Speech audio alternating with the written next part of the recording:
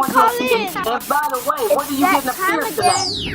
Let's talk about it. Any other questions? This is gonna be good. Welcome to Ask Sister Layla Live. What are you getting fierce today? Let's talk about it. Wait a minute. Time for the Ask Sister Layla live show. This is Lines gonna are be now good. open. 862-370-2838. Ina alhamdulillah, wa salat, wa salam Allah, wa rasulullah. Welcome everybody to the Call In and Ask Sister Layla live show, alhamdulillah. And do we have a show in store for you today? You know, alhamdulillah, today we're going to be discussing the topic that you all have asked for, the dangers of following Islamic social media influencers. And alhamdulillah, we have two great guests to join us here today. We have Dr. Ibrahim Dremali and Brother Muhammad Ziedeh. Alhamdulillah, both of them are here to grace us with their knowledge of this topic. And I want everyone listening to me to remember, we talked about this. We talked about how the Prophet sallallahu alaihi wasallam warned that the day would come in which this nation would deviate away from the true Islam and instead adopt a way opposite of what he came with and with what his companions practiced. And he said the leaders amongst them will issue fatwa that goes against what Allah says and that goes against what he came with. And the people will adapt the views of their scholars over the companions. And they will have a lot to say about what's happening in the world, but they won't have no knowledge or understanding of anything. Subhanallah. Tonight, we're going to discuss this because in my view, I view those people as being the social media influencers of today. I view those people as being the Ruwaybida, who the Prophet Muhammad sallallahu alaihi wasallam warned about. And we're going to get this show kicked off and started off with Dr. Ibrahim Dremali, because since I've been mentioning that hadith for the past 2 years, I hear a lot of other brothers. Assalamu alaikum, Sheikh Kareem Abu Zaid talks about it a lot. You know, Sheikh Muhammad Saeed Atlee mentions that hadith a lot, and other people.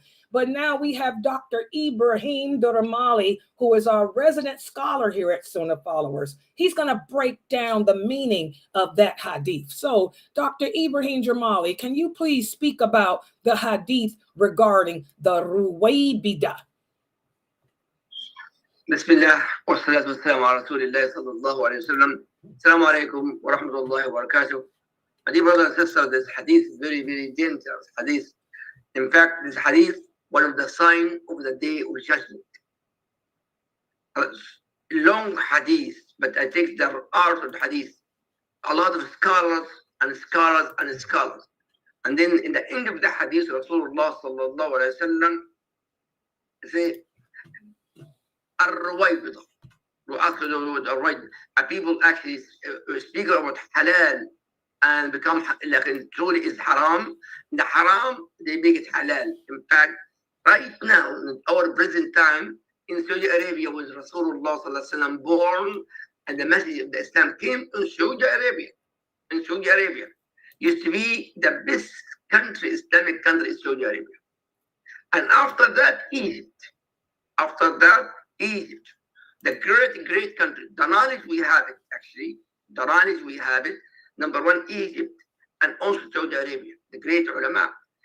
Now, Ar-Ruwaybida. What is Ar-Ruwaybida? Is الرجل التافه, the silly man with no knowledge, but beautiful voice, beautiful talk, excellent talk, but he speaks with no knowledge.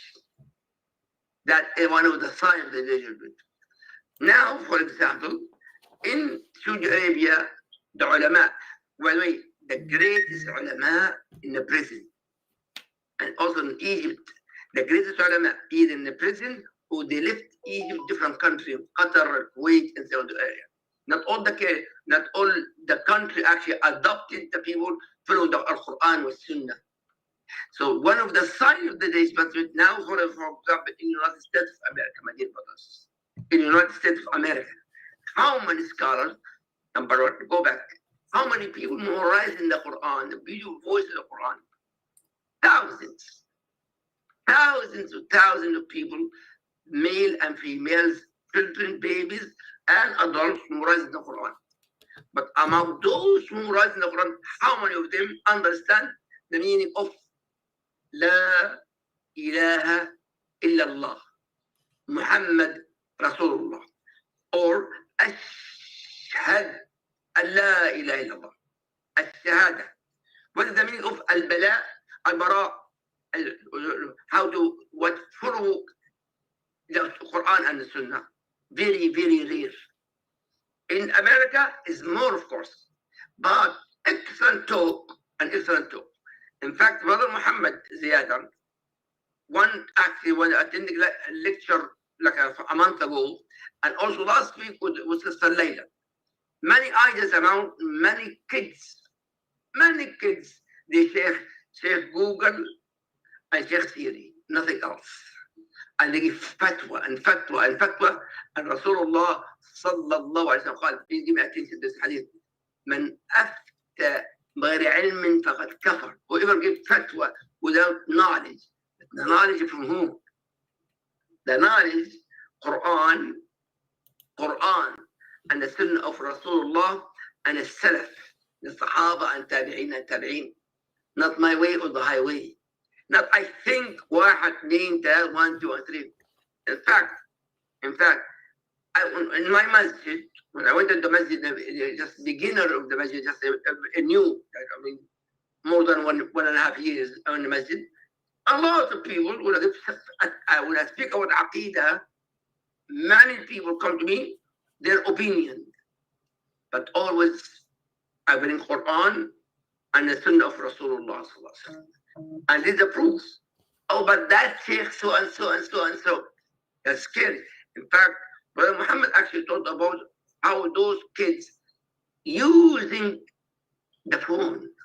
In fact, they make magic with the phone. And Brother Muhammad can tell you how many people that arrested and make a family and even killed their own family because of that cell phone. Of course, I'm talking Muslims also. That here in this state, I just came to Pennsylvania. One kid killed his father, and they are Muslims because of the phone, cell phone. So, Brother Layla and Brother Muhammad. Yes, alhamdulillah, subhanallah. These social media influencers, they go out and create YouTube channels, and they don't have no knowledge or understanding of the religion of Islam. They haven't studied it from the people of knowledge correctly, and but they make the channels, get the subscribers, and they just issue Islamic verdicts and speak about Islam, and they have a great impact on the youth of this nation. Brother Muhammad, as a counselor, I am pretty sure that you've encountered many Muslim youth who succumb to these YouTube presenters and influencers. Can you share with us the impact that you've seen that they have on the youth of our nation? Assalamu alaikum wa rahmatullah. So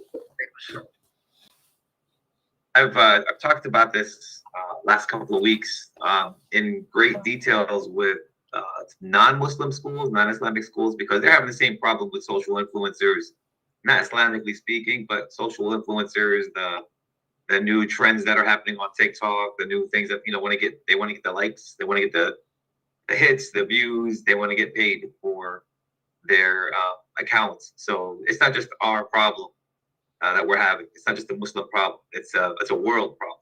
It's a generation problem. But one of the things I can really say in regards to the Islamic issues that we're having right here with these influencers, these imam influencers, sheikh influencers, or whoever they might be, I don't think they start out with these intentions. A lot of them don't start out with having these intentions of deceiving the Muslim ummah. I hope, inshallah, that's my hope, is that they're not really starting and doing these to with the intention of doing this. I think what ends up happening is the fame gets to their head, right? And a lot of times when I start, because I do watch these guys, I watch Sheikh Uthman, I watch Omar Suleiman, I watch Mufti Ming, I watch all these guys, and because I'm learning too. I'm a 40-year-old guy, but I'm still learning my deen. I'm always learning something new, especially when I meet Sheikh Dremali, and he teaches me every day something different, mashallah. Like the guy's on point. And so and this is what I mean when I say like the social influencers, right? We don't have to take what they say or what they say all the time. We have brothers and sisters that are within our grasp, that are educated, that are honest, that aren't looking for the hits and trying to get the views, like somebody like Sheikh Dremali, who will answer any questions that you have, and tell you what's right and what's wrong immediately, because he fears Allah more than anything else, right? And that's one of the things I talked about in the school the other day was, we Muslims are built different, in which we kind of fear Allah more than we fear anything else. And I think what's happening right now is people of my age, 35 and older, you can't really get to us. We're kind of stuck in our ways. We kind of know we were there before the internet. We were there when the internet was starting, and we're here now where the internet's at, and we're kind of like understanding how the lies can happen, right? So we're kind of like we're a different breed. Our generation, my generation, 30, 35 and older, we've kind of lived through all this stuff, so we're able to grasp and understand. Okay, this is a filter. Okay, this is a lie. Okay, this is some type of BS this guy is spewing. I mean, I always go back to the example of the sheikh who says it's okay to drink alcohol as long as 3% or less, and you can drink that before you pray, but don't drink too much of it, because if you do pray, and it's amazing to me how many people would follow. And I'm talking about the younger generation that will go to, hey mama, hey papa, the sheikh said, look, I can show you this. And I'm going to tell you right now, Sheikh Google, when I do these counseling and therapy sessions and all this stuff with marriage couples, I'm always having the husband say, hey, look what it says. Our dean says this. Well, yeah, you Googled that, but let me go down the couple of pages and let me show you what the Quran says. Let me show you what the Hadith say. Let me show you what, because I think I don't know if all messages have it, but there's like a paper, a checklist for marriages, right? The men's roles, the women's roles, all this kind of stuff that's already printed and done with. Like, you can't change things, but you can always go online, subhanAllah, and find a sheikh that will tell you what you want to hear, right? And it's they do that for a reason, because they want you to share that clip, and more people will like that clip, more views. The more views, they get paid. At the end of the day, that's what it comes down to. It comes down to money. But they know our generation won't fall for that trap. So they know, psychologically speaking, they know and they understand the 20 and under, 25s and unders are more easy to manipulate and to play around with than it is on our generation. All right, and there's a big reason for that, because I guess they could say we're the first generation going through all this stuff, and then the younger generation is still gullible, still malleable. We know we can't say it in the sense of how we as parents manipulate our kids to do right. We're not allowed to use that word manipulate, but we train our kids, we teach our kids, we educate our kids that this is right and this is wrong. They know now more than ever that the next generation, the 25s and unders, are glued onto their TVs and to their phones and to their tablets. So they know the greatest influence, how I can impact the greatest amount of people, is through the cell phone. So let me find some way to have all those people, millions and millions of people watching me. All right, and like I said before, I think those dua guys, the guys that go out there and make dua, the guys that go out there and make Sheikh Abdin, help me out with this. The ones that do the da'wah guys. The da'wah guys, I really feel like I've been on da'wah trips with some guys before here and there. Down here in South Florida, I went to different da'wah tents. And I really feel like these guys are on point, that they want to do something. They want to help the world. They want to spread Islam, and they're really on point. But then you go watch these other guys who started out like that, but then they start to notice that their YouTubes went from 10 followers to 10,000 followers to 50,000 followers. And then they'll have their guy who who is their social media expert that says, "Hey, Sheikh, you wanna become a bigger social media platform? We gotta have some type of issue that we gotta be more aggressive. You know, we have to have that. We gotta have that thing that people are gonna watch." And then you'll hear a Sheikh say, "All right, guys, it's okay to date, and you don't have to tell the girl's father, but just keep it in a halal way." And I'm like, whoa, hold on a second. I have a daughter, and fathers who have daughters, we don't play that game, right? Like that's not the way it works. There's a reason why Islam says the way we do things, right? And I get a lot of questions from the kids, especially the high school kids, will ask me these questions about, "Oh, Brother Muhammad, I saw this sheikh who said X, Y, and Z," and I'm like, "Listen, I'm not a sheikh, I'm not a scholar, but that sounds weird to me. So let's go find a sheikh or an imam that we know, that we trust, before we take what they're saying and kind of run with it, right?" And that's what I tell everybody. Fine, watch YouTube videos. At least you're watching something Islamic speaking. That's great. And you're not really watching anything haram. But educate yourself. And I honestly always go back to read the Quran. Like, just do it. It won't hurt. And Ramadan's coming up. And that's, I think, what we should be doing all the time. During the month of Ramadan. That's the best time to learn. You're focused. You're probably hungry. You probably got that caffeine headache, the lack of caffeine headache. Your head's pounding, but at the end of the day, you're focused. Everybody tries to be more religious during Ramadan, right? It's hilarious to see at the beginning of Ramadan, everybody's at the jam, everybody's praying, mashallah, everybody's doing tarawih, and then in the middle of Ramadan, everybody's gone, and then the last 10 days, everybody's there again, and that's when you read, you understand. I tell people about Google. Okay, everybody wants to Google something. If you know business, if you study business and you study marketing, you will know that you can actually pay Google to put your search history up on top. Okay, so it's not like you're going to get the honest answer. You're going to get whoever paid the most answer on that Google thing. When my wife just found out about it, I'm like, I told you like 10 years ago that this is what they're going to do. Right? It's not, you can Google something, you can say, I need an auto mechanic, and the guy who paid for the most expensive ad, you'll get his ad first. And you'll want to click that ad because he paid for that ad. And we're too lazy to go down to the third page, the fourth page to find the better mechanic. The same thing applies for our questions in Islam. As soon as we ask a question in Mr. Google, Sheikh Google, we go for the first answer. And we're like, "Oh, Google said, Mom, look, honey, look, your husband, my wife, look at this." And it's not the correct answer. We have to educate ourselves. Our parents have to, I'll be very honest. My brothers and I, we get together on Saturdays and we have, brother dinners, we hang out, families. And there's a hadith, maybe Tim can correct me if I'm wrong, that says every time you have a function in your house, you have to bring up some type of deen. You should have a talk about some Islamic talk, so that way you can kind of bless your settings, your family. It makes it a good conversation to have. It makes it a good environment. And we ask these questions to each other. "Hey, Khalid, did you hear about this? Hey, Bilal, did you hear about this? Oh man, that doesn't sound right. Let's ask Mom. Oh, there's that sheikh at Pompano Beach. Let's ask that guy real quick. Let's see what he says. And then we'll get back together the next week and say, oh, these are the answers that I found out." Because you have to ask the people you can trust. You can't trust Sheikh Google. He's awful. He's very, very awful. And a lot of times these people, maybe these sheikhs and these imams, they don't start out that way.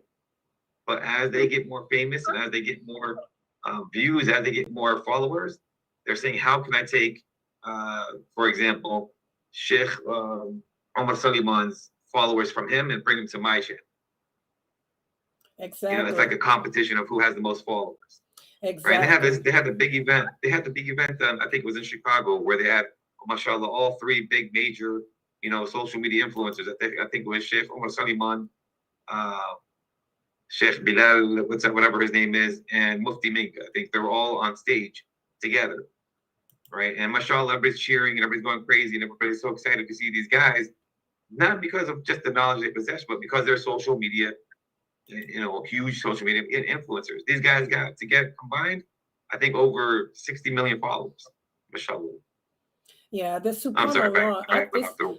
Like you said, it seems like it starts off with good intentions, but it ends up becoming a money thing, because there's a lot of money that can be made on YouTube just by having so many people come and hit and listen to your lectures. On all it takes is 36 seconds to listen, and that's a hit. So it starts off as something maybe with good intentions, but as Muslims, we know that good intentions do not excuse the sin. And Dr. Dremali, I believe that a lot of these young social Muslim influencers, they don't realize the dangers of speaking about this religion without knowledge. They don't understand what can happen to them as a result. Can you speak about that for us, Dr. Dremali? No, actually, Brother Muhammad mentioned about the knowledge. Allah Azza wa Jalla يقول أعوذ بالله من الشيطان الرجيم واسألوا أهل الذكر إن كنتم لا تعلمون. Ask, would Allah say that? Subhanahu wa ta'ala, Surah Al-Anbiya.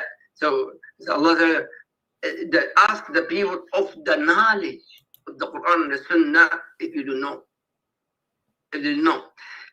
A lot of those speakers, by the way, yes, they always say we're not scholars. A lot of please give me attention here. A lot of those speakers, like Omar and this and that person, say we are not ulama or scholars. You are making just da'wah. Yes, there are a lot, millions of followers, like Brother Muhammad, millions of followers. Yes, but the key to be in the safe side, as Allah said, ask the people of the knowledge, what? Their knowledge, the knowledge, not the speakers, but the people knowledge are Quran and the Sunnah and the Salaf Salih. Well, let me stop you right there.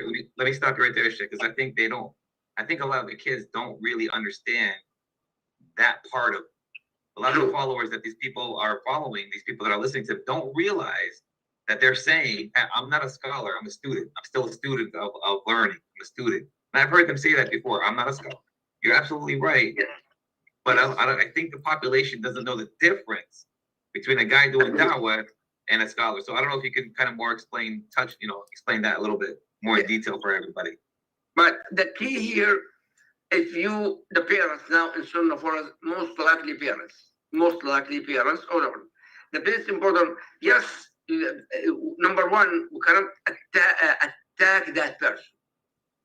For example, one in my masjid, a couple, the lady, she is graduated from Al-Azhar University. Al-Azhar, and her husband, a doctor. Then I give fatwa about the Quran. The woman, yes, she can read Quran without wudu, and even if she has a monthly period, she can read Quran, no problem. Immediately they came to my office, they fight with me. How dare you say the woman with monthly period to come to Quran? And I said, Aisha in Hajj, she was reading Quran. She's not making tawaf, but she reading Quran, Aisha. No, they said, no, so and so and so and so. I said, no, Muhammad sallallahu alaihi wasallam, he did that. He has allowed his wife, Aisha. No, but Muhammad, so and so and so. The key, what I said, I cannot argue. Give me attention. Surah Al-Furqan, ayah number 62. Allah, أعوذ بالله من الشيطان الرجيم وعباد الرحمن الذين يمشون على الأرض هونا وإذا خاطبهم الجاهلون قالوا سلاما. With the people of knowledge, Muslims, any ignorant come to you, you know you have knowledge. And somebody ignorant come to you, you cannot argue with the ignorant person, period. And also our kids, the ayah here, not stranger, my son and my daughter. For example, my own kids. Sometimes my daughter, Baba, so and so and so and so and so and so. I didn't attack my daughter or my son. I just listened, give my attention. completely. I listen, listen to the end. And then after finish, I give the answer. Allah says so and so and so, and Muhammad sallallahu alaihi wasallam so and so and so and so, and Salaf al-Salih, the companion of Rasulullah, says so and so and so and so. If Allah is saying so and so, then we have to stop. But the key here, Ali radiallahu ta'ala قال, give attention, خاطب الناس على قدر عقولهم. Speak to the people according to their mentality. If I have a person 60 years and 60 years and 60 years old, I speak to him his mentality. But kids, I go to his level to speak to him as Ali radiallahu said. That my point, we cannot argue with them if they have an extreme idea, and you cannot argue. You lose. An ignorant person, you lose completely. Even if you have knowledge, you lose. Why? Because stubborn.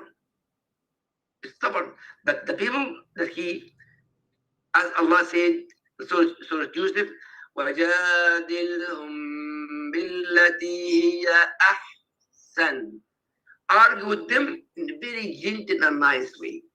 The key, Rasulullah, our example. If somebody kafir try to attack Rasulullah sallallahu alaihi wasallam, what he do? Rasulullah sallallahu alaihi wasallam, the Sahaba get angry, but Rasulullah sallallahu alaihi wasallam, he smiled. Smile, not the fighter like Sister Layla is a fighter. With the Sunnah, she attacked. I use the same. But honestly, brothers, our present time is our parents, our community, our people around us. You have to understand everybody have a cell phone. Brother Muhammad spoke about the cell phone. Actually, Brother Muhammad spoke about myself afraid. I used to have every movement my wife do funny in the house. I record her. Now I stop. Why? I learned this from Brother Muhammad. The knowledge evil goes also the same thing. But the key, we cannot argue with them, but give your way in a very gentle way, nice way, and intelligent way with a proof. You, inshallah, step by step, to be in the safe side. Allahu Akbar. Yeah, subhanallah. I have some statistics here that was given by the Morning Consultant Group for ABC television.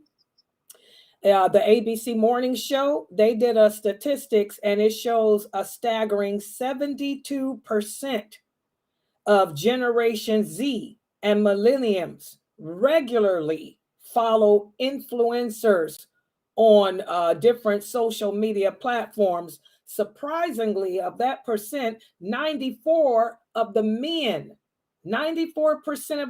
follow YouTube social media influencers, and 83% of the women follow Instagram. And I know that's true because you guys know here at Sunnah Followers, we're streaming on all the social platforms.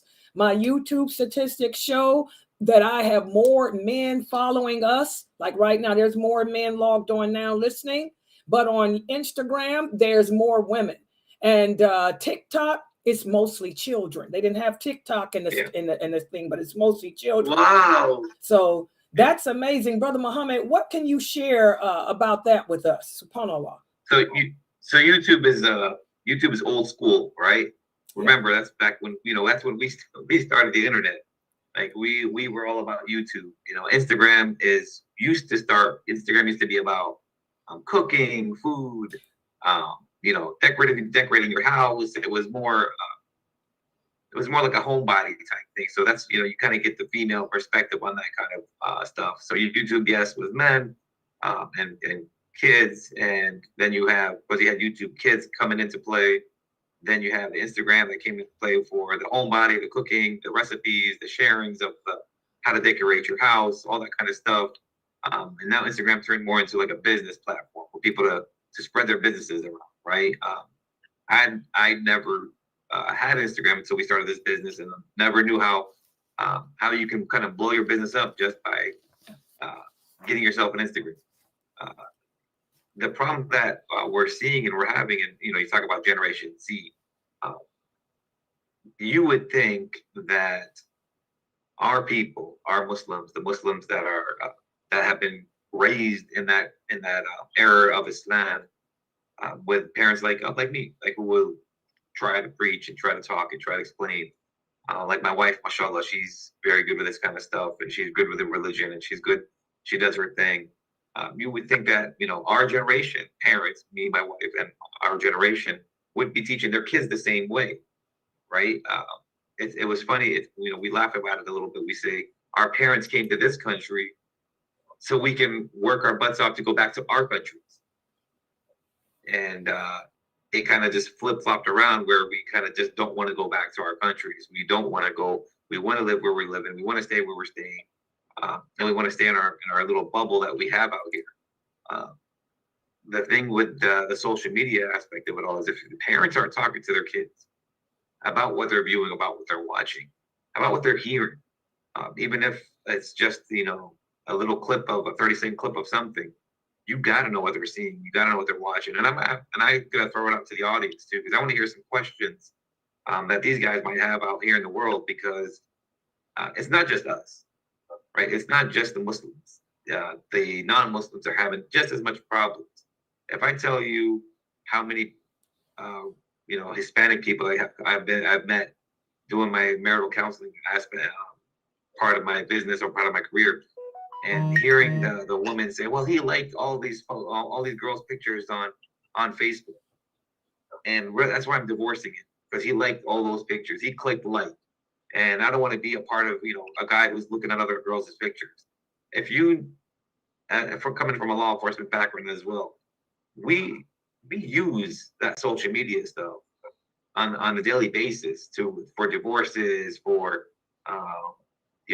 becoming, when they're talking about the kids' alimonies and child support, they will use, and the judges, the lawyers, they'll use all those social media platforms. If you're posting that you have this brand new Lamborghini, but you're telling your ex-wife you can only give them $50 a month, they will take that into consideration and stuff. So social media, it's a great thing, but it backfires on a lot of people, and they don't know that stuff. You're liking pictures while you're married to somebody.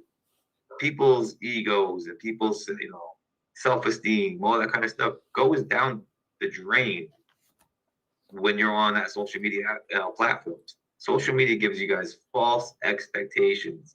I've been asked many times, many times, by different kids and different people. Oh, Brother Muhammad, you should start a channel. Oh, brother, you should start this. You should do this. You should start this. Get yourself on YouTube, man. You can make, you're like a motivational speaker, man. You got me doing, even non-Muslims. When I did my counseling stuff, my therapy stuff, and I worked in the jails, the inmates would tell me, yeah, man, Muhammad, if you get a YouTube video, bro, you can make millions of dollars, man.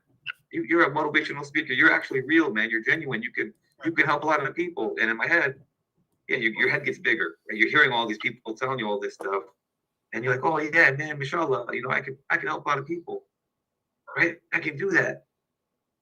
I can, maybe Allah will give me better rewards if I go on YouTube and I make my channel. But then I said, let me not put myself out there like that, right? Because I'll do it one person at a time, And then alhamdulillah, the money got me going on these YouTube channels and on these little Zooms, and I don't like to do these kinds of things only because I'm not looking for clout. Right? I'm not looking for controversy. I'm not talking trash about somebody. I don't want to do all that stuff. And that's when you start to talk about, again, it all goes back to the social media influencers of our Islamic faith. They're looking for controversy. They're looking for clout. They're looking for an argument. I've seen these guys who will, they'll put little thumbnails. I don't know if you look up on your screen, just little thumbnails of the pictures, and they know exactly how to market their video. Christian guy getting blasted by Muslim imam, and you're like, oh, this sounds cool. Let me click on that. And it's just a regular dawah channel guy talking, and he's just having a conversation. Then it's the next one. Oh, Sheikh such and such is flipping out on this atheist. And you're like, oh, this sounds good. Let me, the thumbnails are what it's called marketing. They want you to click it. You watch something for 30 seconds, boom, they got paid. You don't like it after 30 seconds, you're not going to watch the rest of it. You don't care. You're Xing out of it, but they already got their money because you already watched it for more than 30 seconds. So if you guys kind of like just understand something, I told the last class I was in the Leslie before I went to South Tawfiq, the other school, and I told the kids, I'll do this one thing. Just on the weekend, before Ramadan starts. It's the one thing. I told the 8th graders, take a weekend of detox. Just a weekend. A Saturday and a Sunday. If your parents aren't working, if your parents are working or not working, if you have a parent at home, if you have an uncle at home, if you have something at home, ask them on a Saturday, hey, let's go dribble the basketball around for a little. Let's go throw the football around a little. Let's go play some soccer for ask your parents for just on a Saturday and Sunday, take 2 days off. See what happens to your brain.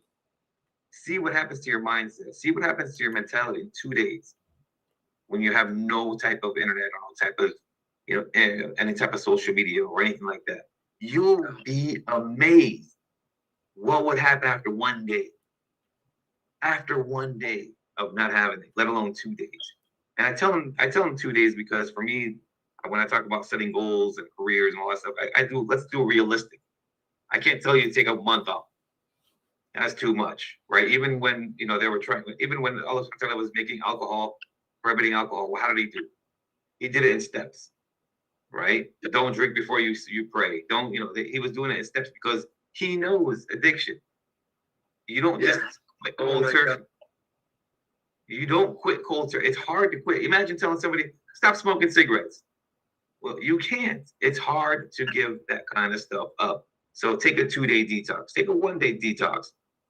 Try to see what happens to your mindset. And instead of looking online, open up a book. I don't, Quran, whatever, Sunnah book, whatever, Dawah book, whatever, Hadith book, whatever kind of book you want to read. I don't care if it's a story book that you want to read, a Stephen King book. See what happens to your mindset. Your imagination has gone, like the next generation, the generation underneath us, their imagination's gone. Gone. There's no creativity. There's no type of imagination. And that's what they're trying to do. I'm not just talking about the imams or the sheikhs. Social media has, and the society we live in, the Western society, if you go overseas, you'll see a different breed of people. Totally different breed of people. The way they work, the way they act, the way they walk, the way they talk. They actually talk to each other. They have conversations with each other, face-to-face conversations with each other. Right here, we're like, oh, just text me. We don't even call anymore. Nobody talks on the phone anymore. Nobody wants to converse on the phone. Just text me. Right? If you call somebody, oh, you're so old. Why are you so old? Why do you talk on the phone? You're old school. Right? And that's one of the things that we've lost for our next generation underneath us. The 25-year-olds and under, when they talk about marriage to me, and the stuff that they say, I have to laugh because I have to tell them, whatever you're seeing on social media, my brother, that's not reality. That is not reality. And I don't know, the kids, how many kids we have on this thing. So I kind of want to keep it rated G and stuff like this. But there's some stuff that these kids are saying to me, is 25 to 26-year-olds. And subhanAllah, I just got a message from one of the brothers that I see. I get on WhatsApp. He's like, Brother Muhammad, I got a question for you, man. I just got married and she's 19 years old, but brother, whatever you're seeing on social media, throw that in the trash. And I did the same thing with him, where I told him, listen, you're 20, I think he's 26 or 27 years old. Put your phone away. Turn off the social media for 2-3 days. Detox your body. Keep your phone on you because you got to make a call to your mom. You got to call your dad, whatever. But turn off the social media for a couple of days and see what happens to how you and your wife will interact with each other. We have a question, Brother Muhammad, from one of the parents here. She says that she just found out that her son spends a lot of time, I'm not going to mention the person's channel, watching a famous YouTube Islamic influencer. She said, and she just discovered he watches him regularly. And so she turned in on the channel to see what it was about. And it's nothing but kafir calling, debating, and putting people down. She said, how do they keep my son coming back to hear that garbage? So how exactly what I said from before, it's controversy, right? I'm going to put some people on blast. I don't care. They can, whatever happens, happens. Inshallah, Allah forgives me. But we got this guy. He's a big dude. I think his name is Muhammad Ziedeh. He's a big guy. That's who she just mentioned. That's who she mentioned. That's what I figured, right? I figured it was this guy. When you said that, I know this because I watched this guy's clips, right? And I don't watch him to learn. Very educated guy, mashallah. He must know his deen. He knows what he's doing. He got into a lot of debates with a lot of Christians, a lot of atheists, and he knows how to answer back and forth.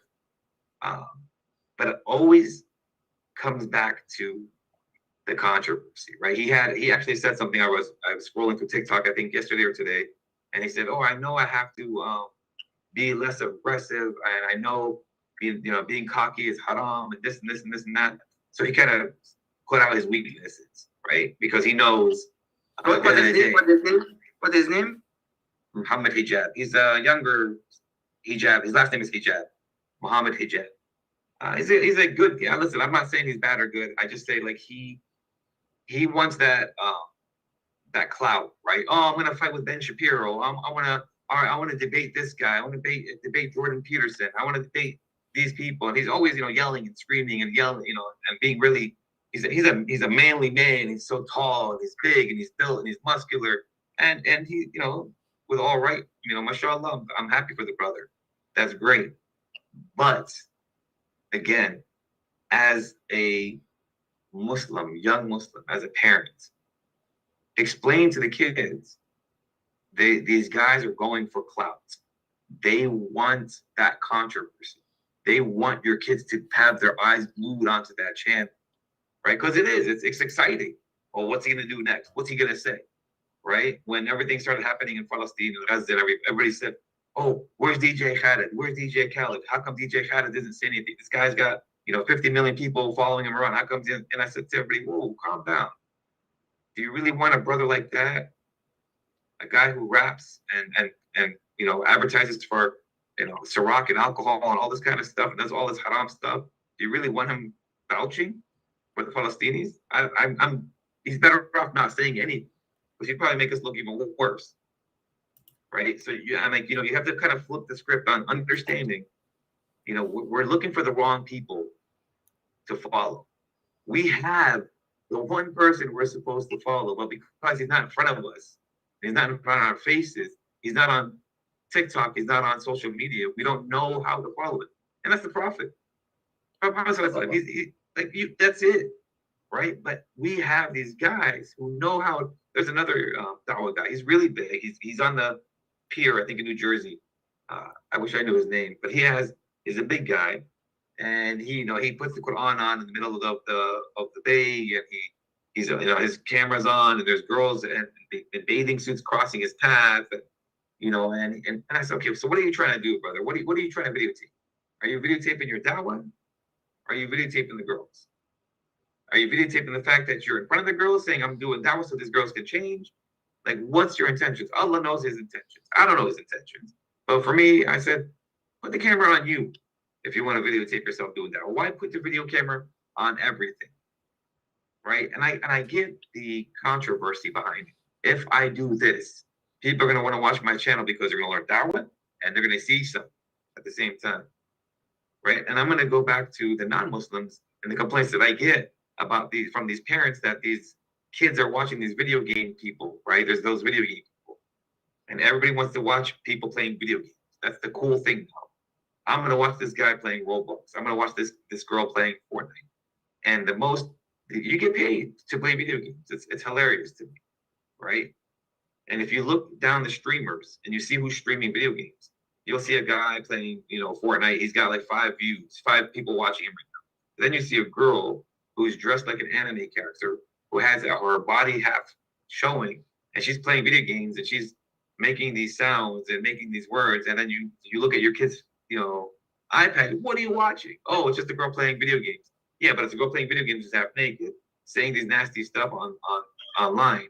And you look at how many people are watching. She's got 7,000 people live streaming with her, and they're playing the same games. So that tells you that's controversy. That they know how to get the content. They know how to market themselves, yes. Right? And it's very simple to market yourself. If you want to market your business, it's very easy, right? And subhanAllah, alhamdulillah, I always say, like, if you do things the halal way, halal money comes to you, you're fine. But and it goes from. Go ahead. But Muhammad, how to gonna prevent ourselves to do that? That's what the lady's asking too. What can she Yeah, do how to do you take him prevent- away, especially from the brother you mentioned earlier? She said he's really into this man says. What can she do as a parent to take him away from that? Yeah.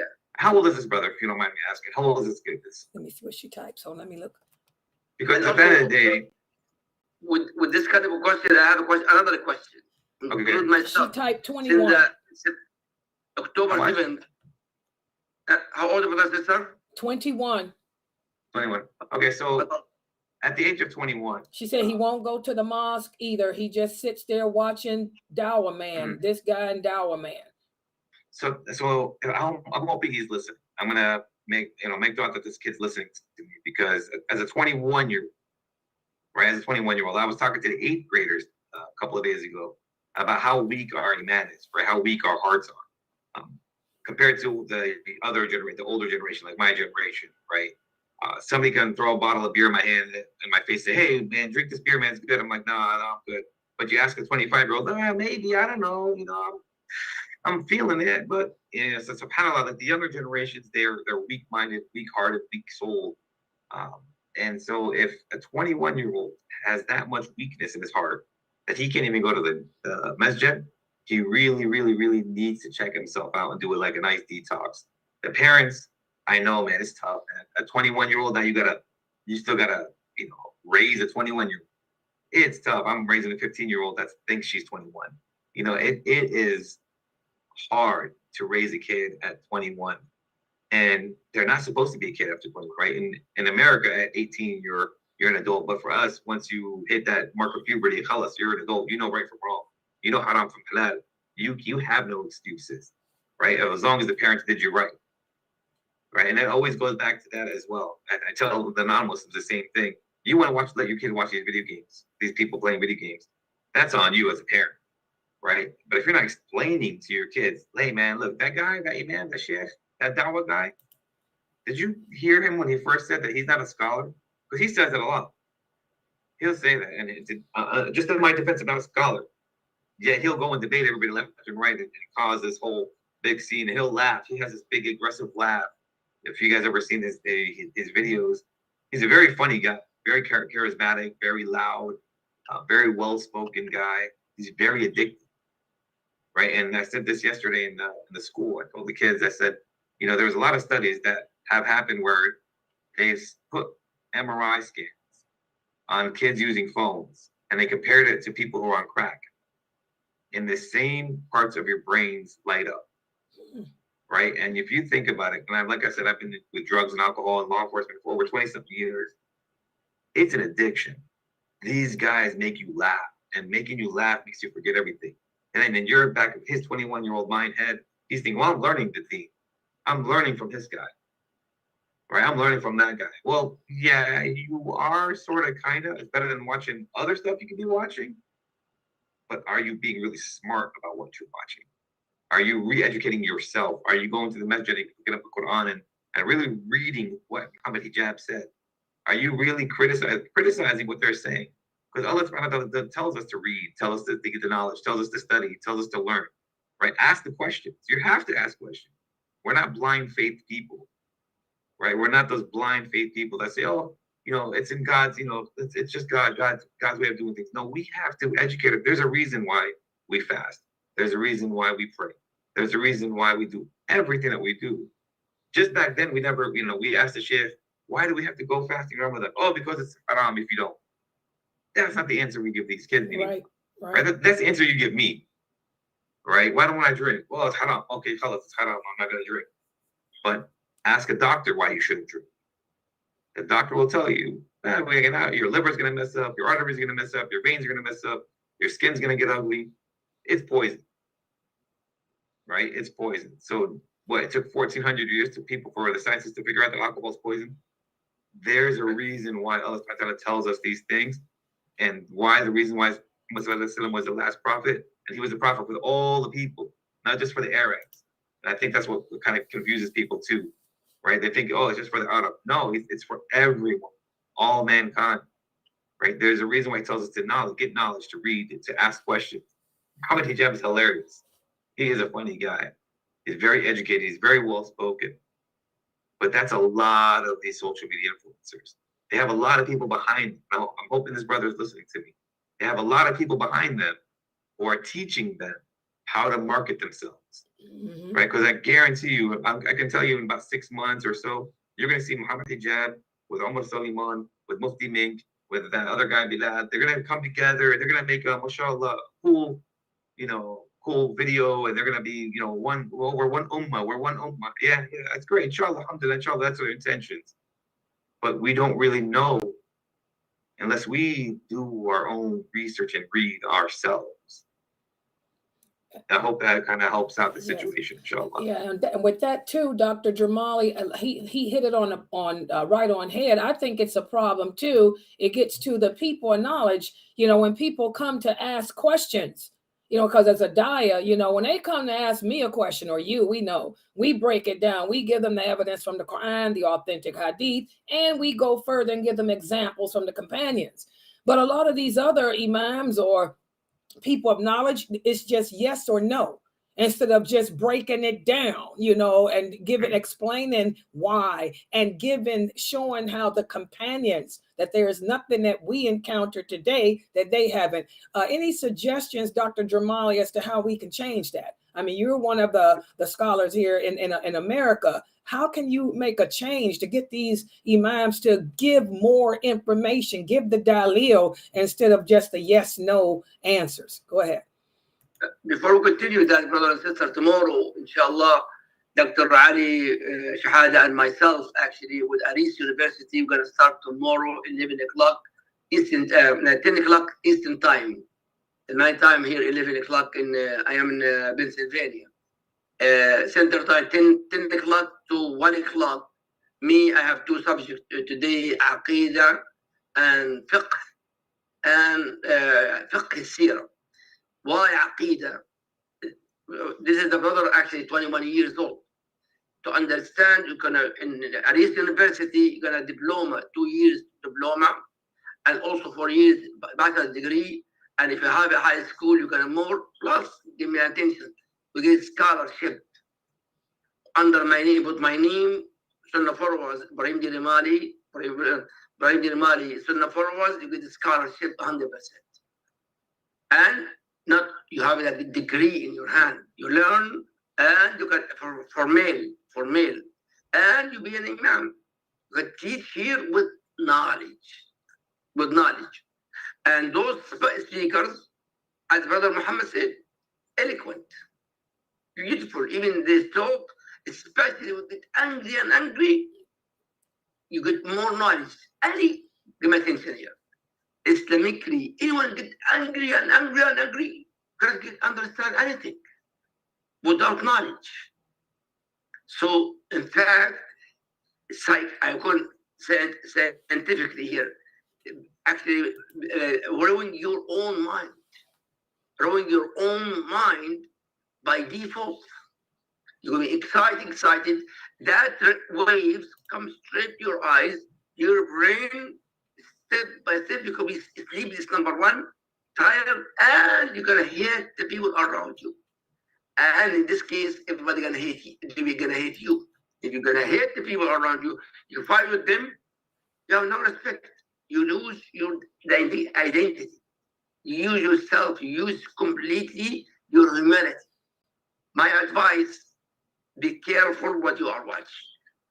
Be careful your charging. Brother Muhammad, I have a question very important here. Yes, brother. Since the war started, this is a question for me and myself. Okay. The war started October 7th, and 73 of my family got killed so far. A lot of my house, myself, my brother and my sister destroyed completely, my family under the beat. Now, me, myself, and I believe many sisters and brothers actually in Sunnahfollowers as well, they are watching Jazeera, I watch Aqsa, the news what's going on. And now I have connection actually with some groups, like social media in Palestine, Gaza. I cannot even hear anything about them. I worry.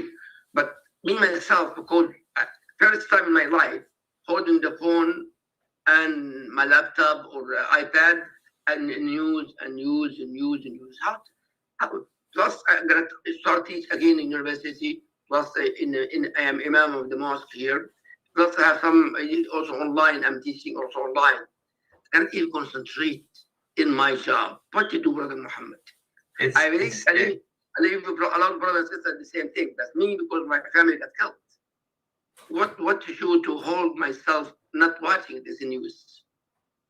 It's tough.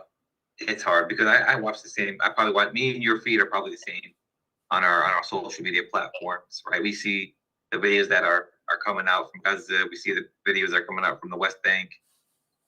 We see all this stuff, right? And it's hard.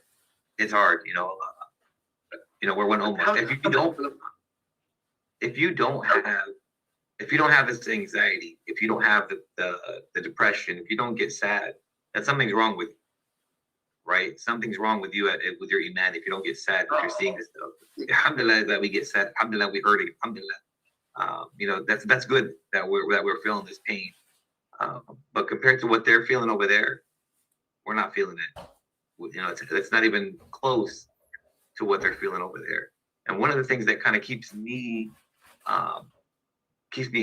going is seeing how many people have been converting on the fastest.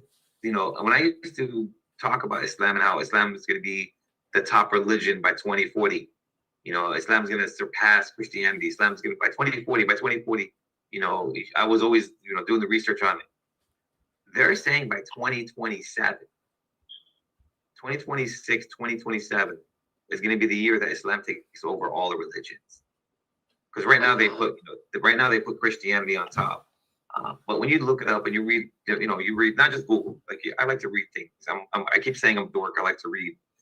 I like to read real facts, right? Like read real things. And when you see that 5 years ago, they were saying by 2040, 2042, Islam's going to be on top of Christianity. It's going to be Islam, Christianity, Judaism, Hinduism, and then all others. And when you see the number change from 2040 to 2027, that is right there. That's what gives me hope, right? And I always say maybe, inshallah, maybe for one kid they kill in Gaza, they have 10 people converting to Islam, and seeing that is what kind of gives me hope that, when you have more Muslims all around the world, I think there's a hadith or something where the Prophet said that Islam will spread, but not the way we think it's going to spread, right? Not through wars and not through fighting, but through the refugees getting displaced. Yeah, with right? we don't know with the war. And with the wars, but we not fighting, we're running away, right? We're becoming refugees. If you think of what happened when Syria went to war, and let's look back a little bit. Syria went to war, and they destroyed Syria and all those refugees. Germany has had a population loss, right, that same year, because people in Germany, the non-Muslims were not having kids. They want to party, they want to drink, they don't want to have any responsibilities, so they don't want to have kids. They just want to go out and have fun and do all this kind of stuff. Mashallah, they said, okay, give us 150,000 Syrian refugees because we need to increase our population. But what happened? The Syrians, Muslims, mostly Christians, they have it in their bloodline to have more kids and to pop out more kids. So when the war started, I think it was in 2000 and I want to say like 17 or 18 when they went to war with Syria till now, all these people are having kids and they're going to start outnumbering the people that are already in Germany. And so when you think about that life, that stuff, that kind of gives me a little bit of hope and say, alhamdulillah, there's a reason for everything. There's always something good that comes out of all that, right? And yes, they destroyed Syria. Yes, they're destroying Gaza. But look what's happening now where we're expanding our empire of Deen, right? And I think the only problem that we have, and I think it's slowly starting to kind of fix itself, is that we're always separated, right? Oh, you're Palestinian. Oh, you're Pakistani. Oh, you're a Black Muslim. Oh, you're from Afghanistan. Oh, you're from this country. Oh, you're from that country. We've allowed those invisible lines that the West has created to divide us. And I think that with what's going on in Gaza, that's starting to go away.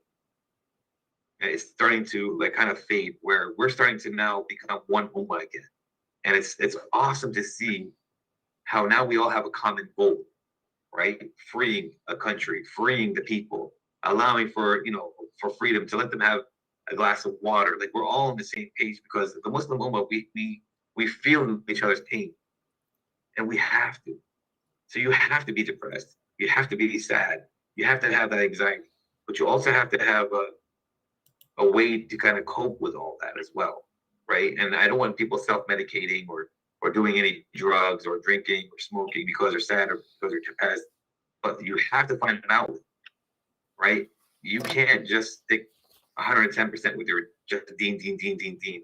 Or you gotta flood it with something else. You gotta have some sports or some, go gardening or plant something, play with the dirt, right? And I've kind of noticed just watching people gardening.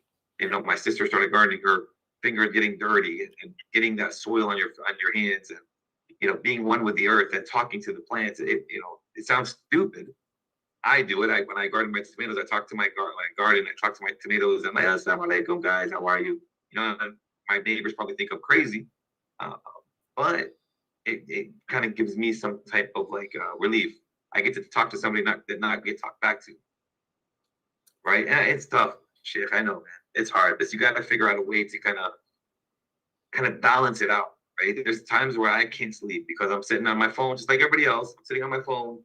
When I'm laying in bed, I'm laying on bed like this, and boom, it hits my head because I got mad at something, or I missed my phone, hit my face, and I have to put my phone down and say, "Khalas, let me make some dua, let me read some Quran, and let me go to sleep." Because you're not gonna be your 110%. You're not gonna be able to do your sheikhnas, or you're not gonna be your teacher. You're not gonna be able to do anything 100% if you're not well rested. And you're not doing anybody a favor, because that's not fair to the rest of the world, because you are a good sheikh. You are a good imam. You're good.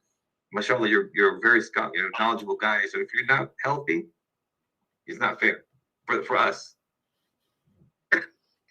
I'm trying, brother. When you see your family, I supposed to go next year to teach my nieces and my nephews swimming and diving. And most of my kids, my nephews and my nieces got killed. I know. Got killed. Plus not only that, their house is destroyed. They have a tent now. And actually they are wealthy. Now they live in the tent. And alhamdulillah, sometimes I call mostly my nieces and their kids. It hurts, make me sleepless. I can't eat. I can't even. Alhamdulillah, my wife become like a companion, try to support me here. But I go to the gym. I hit the gym just because I cannot handle it. Yeah. SubhanAllah. I know. And that brings Brothers us. and sisters, Sunnahfollowers, please, your dua, especially unseen dua, are accepted. Situation right now is worse than you cannot even imagine. 99% of the people have no houses and in the tents. And not only that, people have no tent, no food. People die of hunger. A lot of people hunger, and kids, babies with hunger and sickness. It's very, very cold, especially January, February, March. It's very, very, very cold. I lived there all my life. I grew up there. I know how it's cold. And plus, there's nothing even to cover themselves. And all the youth got arrested by the Zionism, and they're making naked completely, the youth, naked completely with this kind of cold. A lot of people got killed and died out of cold and hunger at the same time. Dua, secret dua, make difference, inshallah, brother and sister, please. Ameen. And that brings us to another question here too. Brother Muhammad, can you tell us what are some warning signs, if any, that we should be aware of when it comes to deciding if a social media personality is being genuine or not? What are some of the signs that the youth today, people listening to us, should look for, is so that they can decipher whether the person is just looking for fame and money or if the person's being genuine? So I'm just me personally. I like to I like to listen to all of these guys, and if you really listen deep into how they're communicating and how they're trying to get their message across,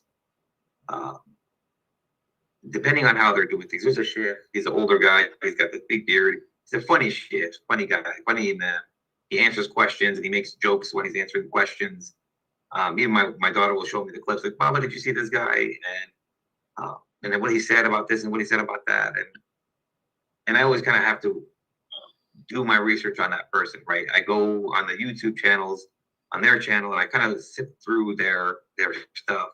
And because the one good thing about the internet is everything's timestamped, right? And you can kind of see where they started from to where they're at now. And if you see how they started in their intentions, and that's why I say that I don't think people really start, because I've done this before where I look back at their time-stamped videos and I said, okay, well, this is the first video this guy posted. Let me see how he was doing his thing before I critique or do anything like that. And if I see their humbleness, because Islam is supposed to be humble, right? You're not supposed to be cocky. You're not supposed to be, overconfident. You're not supposed to be disrespectful. That's not how you do da'wah, right? We don't do da'wah like that. We don't disrespect people. We don't yell at people. I saw the one video clip of one guy going against the Christian guy, and his guy destroyed him. I did this to him. I did that to him. No. Like you had maybe 2 minutes to help that brother understand that his religion was not the right religion, and then he was probably maybe facing the maybe I'm wrong. Maybe I should go to Islam. Then he heard you say those comments where you said I destroyed him and I made him look like an idiot, and I said this to this guy, and then you just kind of destroy that guy's emotions and you hurt his feelings. And now he's gonna say, well, is that what Muslims act like? Is that how Muslims behave? And for me, maybe they're going across and they're saying the right thing. Maybe, alhamdulillah, they're saying everything the correct way. But how you say things makes a big difference.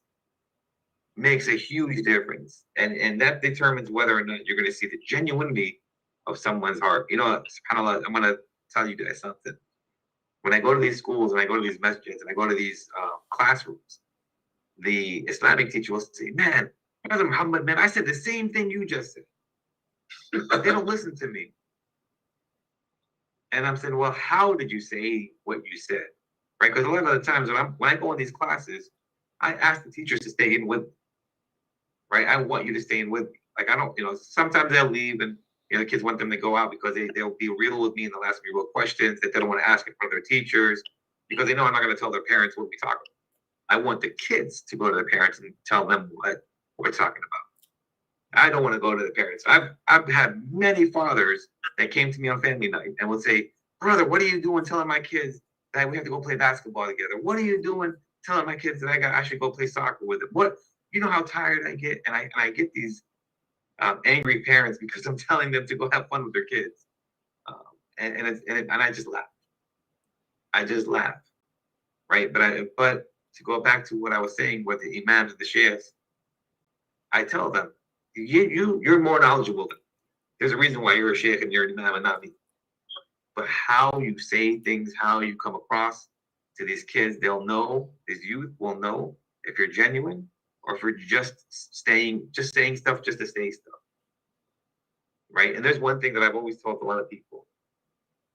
Right? I get asked the question, how do you go and present in front of people without having anything written down? How do you go to talk in front of all these kids and you don't have nothing on your phone, you don't have anything ready? How do you go and do this? I said, because at the end of the day, I'm not lying. And I'm being real. Right? And I know what I'm talking about. I understand, I'm very confident in what I'm talking about. Okay, but then I'm an opposite guy when we have meetings. I'm the quietest guy in the meetings. I won't say a word when we're at a round table with sergeants and all these people that are in charge of me, or up on top, all these politicians. I won't say a word until I get asked, hey, Mama, you didn't say anything all like the hour and a half. You didn't say anything because I'm listening. Right? And plus, I talk too much when I'm presenting and I'm talking too much when I'm talking to doing my therapy. I don't I want to listen to see what you guys are saying. Then I answer what's going on. For me, when I'm listening to somebody, how they're speaking, their tone will depict to me if they're being genuine and sincere, or they're just doing it to say something and to get some type of reaction and to get some clout. And when I say clout, I mean they want the views. They want the clips. They want you to like. They want you to share. People don't realize that's all money. Liking, viewing, sharing. That's all money for them. These guys who said, they go around and they sit on the table and they make this da'wah. And then I hear them when they're talking to these people about Islam. They're like, well, how much is your mosque paying you to be here? No, I'm donating my time. I'm not getting paid. I'm donating my time. That's what they're supposed to do. They're supposed to donate their time. They're not supposed to get paid from the masjid.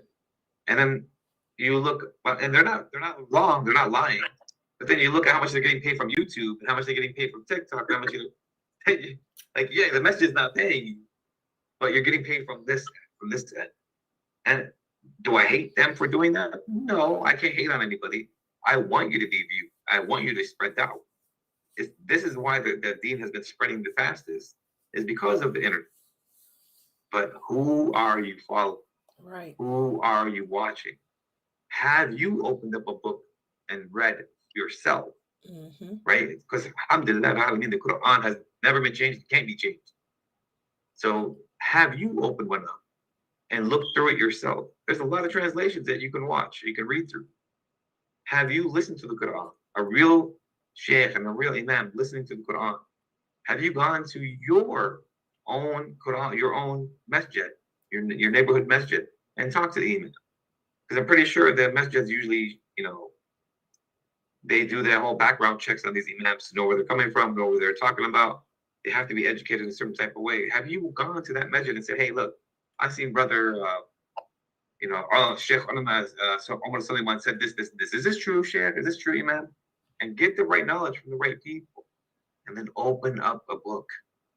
It's not hard. I don't even open up a book anymore. I have it on my phone, right? I go through the Quran. I mean, I'm sorry, but I'm driving or I'm sitting in a meeting and they're boring. I can't open up a book, so I'm going to open up my phone and read and learn.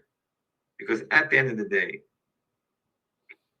you're going to see for yourself that there is many, many, many, many social media influencers out there, Islamic social media influencers out there.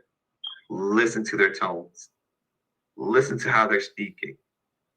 There's a guy that's right there. He always posts his lectures, his Friday lectures. He always posted Friday lectures, and mashallah, I think he's got like over 900,000 followers. Newer guy. And he always posts this stuff. And I can't say anything because all the messages do that. Right? All the messages post up their videos, which is, colors. You want to get that way, you want people to learn, that's how you do it. But you have to listen to him. And this guy, sometimes I'm still debating whether or not I can like this guy or I trust this guy. And it's taken me a couple of weeks. Okay, let me weeks to listen to it. Let me pop in here for a second because I'm looking. Let me turn my camera on. Here we go. Layla's looking on here on social platform. I'm gonna read the comments here. We got a brother that commented here. He said, I listen, and this is an example. This is an example, guys, of what I tell you about how we all began with that hadith about the Ruwaybida, and we talk about how criminal we are, the human soul by nature. Everybody's listening to this wonderful brother Muhammad Ziedeh speak about this. Listen to what this brother typed. He said, I listened to Muhammad Hijab, Daniel Hakakikatu, Zakir Naki, Omar Summon, Mufti Mink. They are my brothers in Islam. I learn a lot from them. Will never talk bad about them. Allah knows best. I'm going back 20 minutes ago to what you said about brother Hijab. Didn't nobody say anything bad about any of these brothers. Astaghfirullah. And then he said, I refuse to not boycott. Did we mention the word boycott here? No. Okay, Let me read him, then you can address him. I refuse to not boycott either. I still love my fellow Muslim Ummah. May Allah guide us all. They are, I didn't say he said bad about him, but they are still my Muslim who defend Islam and speak. Address that. This is how fitna gets started. Go ahead, Brother Muhammad. Okay, so I'm not saying to protest or boycott any of those brothers. I like I said, I don't. There's a way of saying that. That's my whole take on this whole situation. I think the brother missed the whole. Maybe he missed the whole thing of me talking about kind of like just the tone of how you're saying things and the mannerisms of how you say things. There's brothers who came to convert to Islam, to the masjids, on nothing having to do with Quran or Sunnah, on watching how Muslims behave with each other and asking the question, how are you acting like this? Why are you acting like this? Why are you stopping everything? Why are you stopping your work and everything in the middle of the day to take 10 minutes out? What are you doing? And when you tell them, oh, I'm praying or I'm doing this, oh, yeah, it's just my religion, I got to stop and refocus and get my energy. These people see that. They see the mannerisms of the deen, of the Muslim ummah, and they want to be a part of that. How do I get like that? How do I get patient? How do I get that feeling of that, my oneness with God, of my togetherness with God, with Allah? I'm not saying Muhammad hijab is bad. I've never said anything bad about Muhammad hijab. Inshallah, I don't think I ever did. I'm just saying, like Ziedeh, I listen to Ahmed Ziedeh, all the ones he's talked about, I listen to all those guys. Right? And I've loved all those guys because I'm learning from every single one of them. Even Muhammad hijab, I listen to him, I learn from him. Oh, is this true? But let me go and do my research quick. Let me go and ask some questions real quick. Because I'll text certain people that I know that are more knowledgeable than me from here, that I know face to face, that I've seen face to face, and ask them, hey, I heard this brother over here say X, Y, and Z. Is this true? And then they'll give me the right answer. Okay, again, I'm not telling anybody to protest anybody. I'm not asking anybody to boycott anybody. I want you to learn. That's the best way to learn right now is through social media. And again, I don't know if that brother was with us last time, but I said there's a couple of ways you can take social media. You can do haram and bad stuff with it, or you can do the good stuff with it. I've learned how to do electrical work. I've changed all the lights in my house. I've done my own plumbing. I've learned all this stuff. I'm not a handyman. I was never a handyman until I started looking up YouTube stuff. So you can learn, and I've gotten closer to my deen because I've listened to people like Muhammad Hijab and Umar Suleiman. I listened to his things during Ramadan. He had the 30 days of different things that he does and the prophets and all that kind of stuff. I love those guys. I love what they do. I love what they say. But you have to make sure that you're watching from the beginning, not just those 30-second clips, from the beginning to where they're at now. See how they started and see where they're at now. A lot of the times you'll see a lot of the brothers will start out very cool, very calm, very collect. But a lot of these brothers, I'm sorry to say, they see the fame coming, right, and they forget about that, right? And I'm not saying that they're not spreading goodness, they're not spreading true Islam, but it's the way we're spreading things, right? And you have to remember, Islam isn't just about what we say; it's how we say it, how we act, how we behave, right? Even in active wars, right? When we're having wars, we know we can't kill women, we can't kill children. But then you see these other people who have no deen, they're just slaughtering everybody because they don't have that aspect of that religion in their hearts like we do. Everything we say, everything we do, we have to have a form of mannerism behind it. Brother, you can watch Muhammad Hijab all you want. I'm asking you to do yourself a favor and just open up a book at the same time and learn it for yourself. There's a difference between hearing it and reading. Yes. Big difference. And just so you know, scientifically speaking, the more you read, the faster you're going to learn something. I'm just saying that's how our minds work. So inshallah, hopefully I answered them. I don't want anybody to get the wrong impression of what I'm saying over here. Inshallah. Yeah. Didn't really know. I mean, yeah, I think this is alhamdulillah good. We want to bring it to the close, and I think the way we're going to close it is just by answering the question: what suggestions do you, Dr. Dremali, and you, Brother Muhammad, have that we can do as a nation to prevent ourselves from falling victim to the social media, not just Muslims, but there's other, like you say, non-Muslim social media influencers too. Just some suggestions, that just talk to each other. Just talk to each other. For me, it's I know just for like when I'm going to court or when I'm going into the jails or something, if I'm not looking at somebody face to face, I'm not going to be really able to see the genuinity in that person's eyes, right? I like to read people. I'm a people reader, right? And it's funny because a lot of times my family will say, dude, how did you know about that? How did you get that vibe? Where do you get those vibes from? I like to get vibes off people, but I can't get that so much through the internet. I can get that better when I'm talking to somebody face to face, right? To see how many times they blink, or if they're looking at me face to face with my eyes. Are we making eye contact? Are you talking to me or at? Or are you looking around behind me? Are you paying attention to what I'm saying? I have a question for you guys, brother. Like I need the answers. I'm having a question that I saw online, and I just want to make sure I'm following it correctly. You see these guys who tell you to pray, but you can only put your head down, but don't put your nose down. Don't let your nose touch the floor. Then you got another guy who will say, put your nose on the floor, but don't touch your head on the floor. Whoa, I'm confused. I'm a revert. How am I supposed to pray? Go to somewhere, talk to somebody, figure out the way to do it. Please don't do Sheikh Google. He's like I said, whoever pays the most will be on top. And then you're gonna click that link and don't, please, I've heard this so many times. Don't do Wikipedia. Please, Wikipedia is like the worst, one of the worst sources ever, because you can put in anything you want to put in and make it seem like it's like the truest thing. If you look at Wikipedia and look up the country that's fighting my peoples, they're like the godsend of the world right now, how they put themselves in Wikipedia. So please do your research, talk to somebody face to face, talk to people you trust, talk to your family, talk to each other. Every time you have a sit down with your family, you have to bring up the deen, at least one thing, so your sit down can be blessed, inshallah. And Brother Dr. Dremali, go ahead.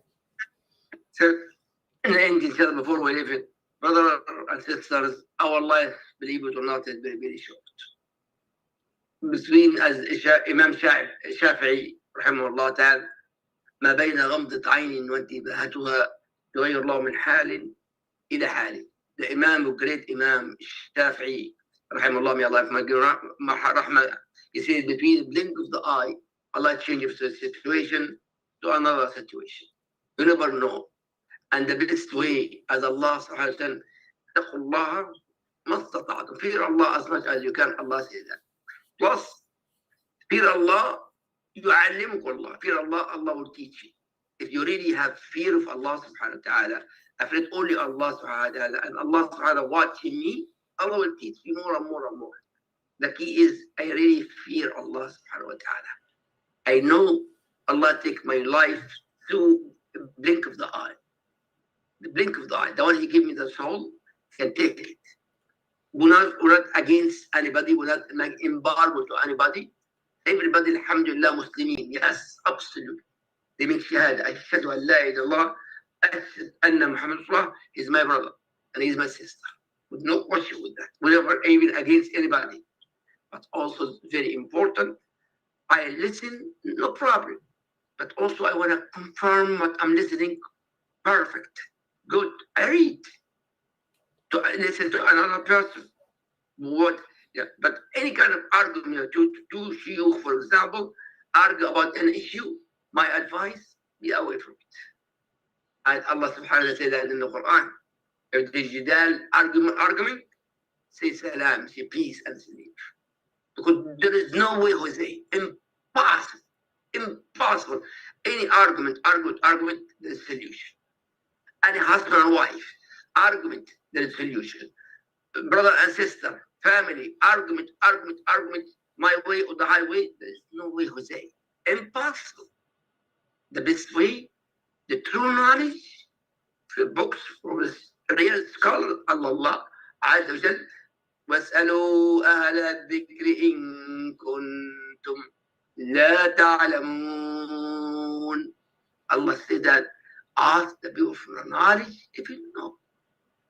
May Allah increase our knowledge, all of us, brothers. Yeah. أسأل الله العظيم رب العالمين أن يهدينا فيمن هديت، اللهم اهدنا فيمن هديت، وعافنا فيمن عافيت، وتولنا فيمن توليت، بارك لنا فيما أعطيت، وقنا واصرف عنا شر ما قضيت، وقنا واصرف عنا شر ما قضيت، وقنا واصرف عنا شر ما قضيت. اللهم أرنا الحق حقا فارزقنا اتباعه، وأرنا الباطل باطلا فارزقنا اجتنابه. اللهم أنت الناصر، انصر المستضعفين في كل مكان، وانصر أخواننا في غزة يا رب، وثبتهم وردهم إلى بيوتهم ردا جميلا يا أرحم الراحمين. أنت الرحمن، ارحمهم برحمتك، أنت القوي خويهم يا رب، أنت الناصر انصرهم يا أرحم الراحمين. اللهم صل وسلم وبارك على محمد. سبحانك اللهم وبحمدك، أشهد أن لا إله إلا أنت، أستغفرك وأتوب إليك. وعلى محمد جزاك الله تعالى خيرا. سيستر ليلى جزاك الله خيرا.